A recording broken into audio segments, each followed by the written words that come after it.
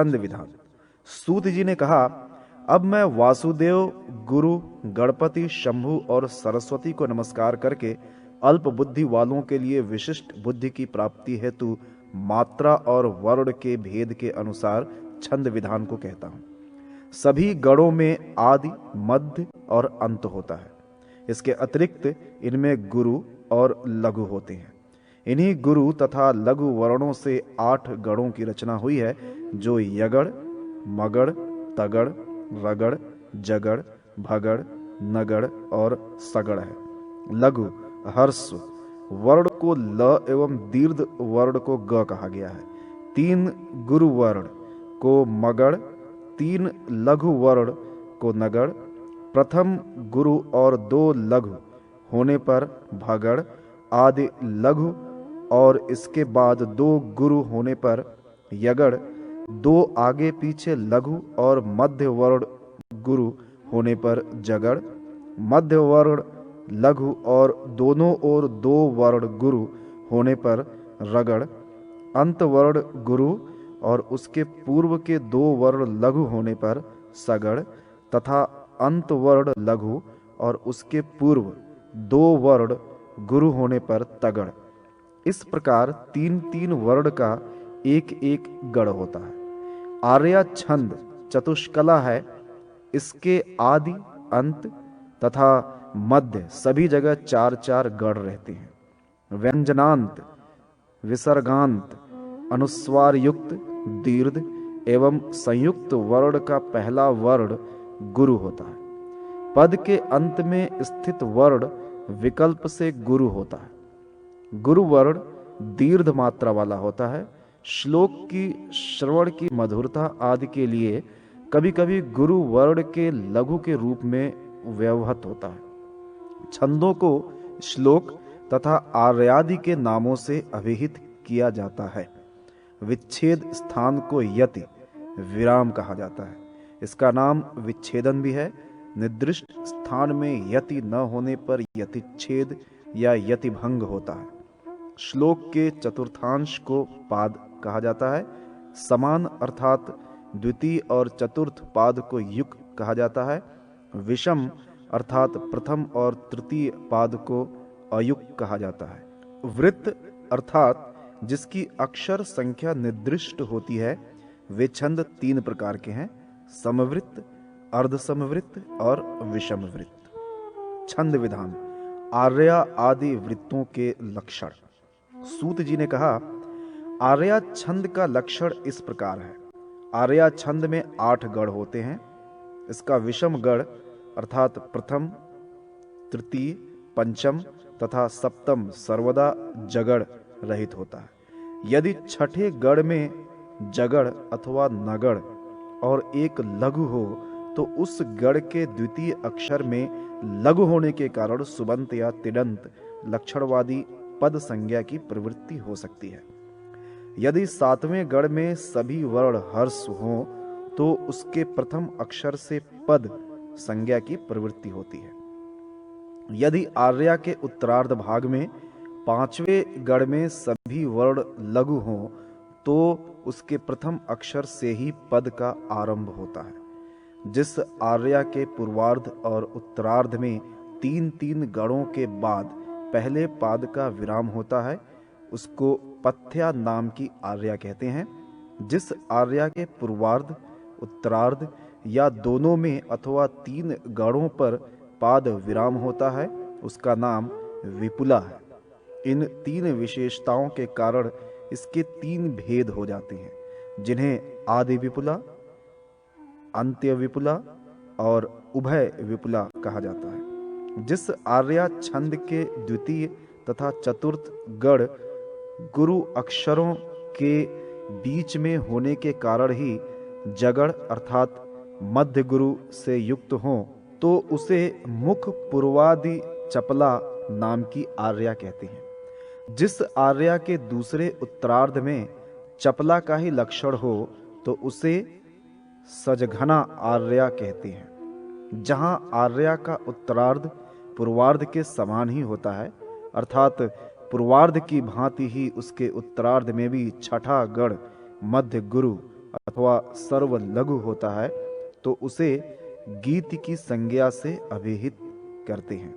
यदि आर्या में उत्तरार्ध की भांति पूर्वार्ध भी हो तो उसको उपगीति आर्या कहा जाता है। आर्या में जब यही क्रम विपरीत हो जाता है तो वो गीति न होकर उद्गीति छंद बन जाता है। यदि गीत जाति वाले छंद का अंतिम वर्ण गुरु हो तो वही आर्या गीति नामक छंद हो जाता है। यदि विषम प्रथम और तृतीय पाद में 6-6 सम, द्वितीय तथा चतुर्थ पाद में 8-8 मात्राएं हों और उन सभी का प्रत्येक पाद एक रगड़, एक लघु तथा एक गुरु से संयुक्त हो तो वहां पर वैतालीय छंद होता है। किंतु इसी के प्रत्येक चरण में एक एक गुरु और बढ़ जाए तो उसको औपथ छंदसिक छंद माना गया है। उपर्युक्त वैतालीय छंद के प्रत्येक चरण के अंत में जो रगड़, लघु तथा गुरु की व्यवस्था मानी गई है, यदि उनके स्थान पर भगड़ एवं 2 गुरुओं को रख दिया जाए तो उसे आपातलिका छंद के नाम से जानना चाहिए। यदि इसी छंद के प्रत्येक पाद में द्वितीय मात्रा पराश्रित हो तो वो दक्षिणांतिका छंद होता है। वैतालीय विषम पाद में उदीच्य और समपाद में प्राच्य वृत्ति का प्रयोग होता है। जब समपाद द्वितीय तथा चतुर्थ चरण में पंचम मात्रा के साथ चतुर्थ मात्रा संयुक्त होती है तो उसे प्राच्य वृत्ति एवं पाद संयोग के कारण जब प्रथम और तृतीय चरण में दूसरी मात्रा तीसरी मात्रा के साथ सम्मिलित हो तो उसे उदीच्य वृत्ति नामक वैतालीय छंद कहते हैं। जब दोनों छंदों के लक्षण एक ही छंद में प्रयुक्त हों, अर्थात उस छंद के प्रथम तथा तृतीय चरण में तृतीय मात्रा के साथ द्वितीय मात्रा संयुक्त हो जाए और द्वितीय तथा चतुर्थ चरण में पंचम मात्रा के साथ चतुर्थ मात्रा संयुक्त हो जाए तो वो प्रवृत्तक नामक वैतालीय छंद हो जाता है। जब वैतालीय छंद में प्रथम और तृतीय, द्वितीय तथा चतुर्थ चरण विषम पादों के ही अनुसार हों, अर्थात प्रत्येक पाद 14 लकारों मात्राओं से युक्त हो और उनमें द्वितीय मात्रा तृतीय से संलग्न होती हो तो उसे चारुहासिनी वैतालीय छंद कहते हैं। वक्त्र जाति के छंद में पाद के प्रथम वर्ण के पश्चात सगड़ और नगड़ का प्रयोग नहीं करना चाहिए। इनके अतिरिक्त उनमें अन्य किसी भी गढ़ का प्रयोग हो सकता है, किंतु पाद के चतुर्थ अक्षर के बाद भगड़ का प्रयोग उचित है।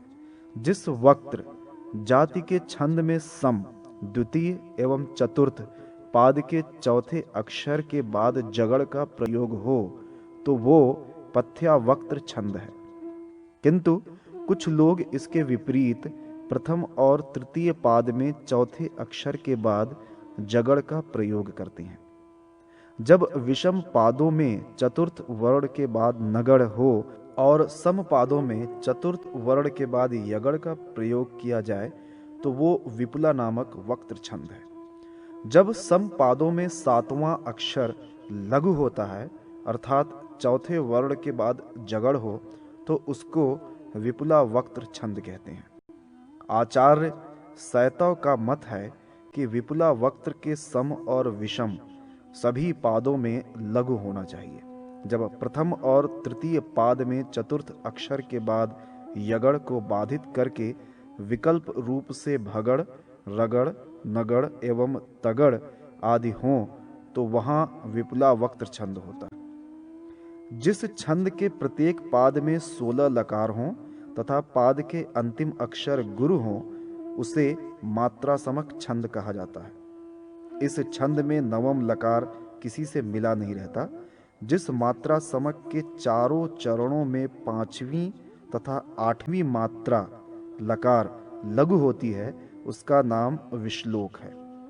जिस मात्रा समक के चरण में 12वां लकार अपने स्वरूप में ही स्थित रहता है, किसी से मिलता नहीं, उसका नाम वानवासिका है।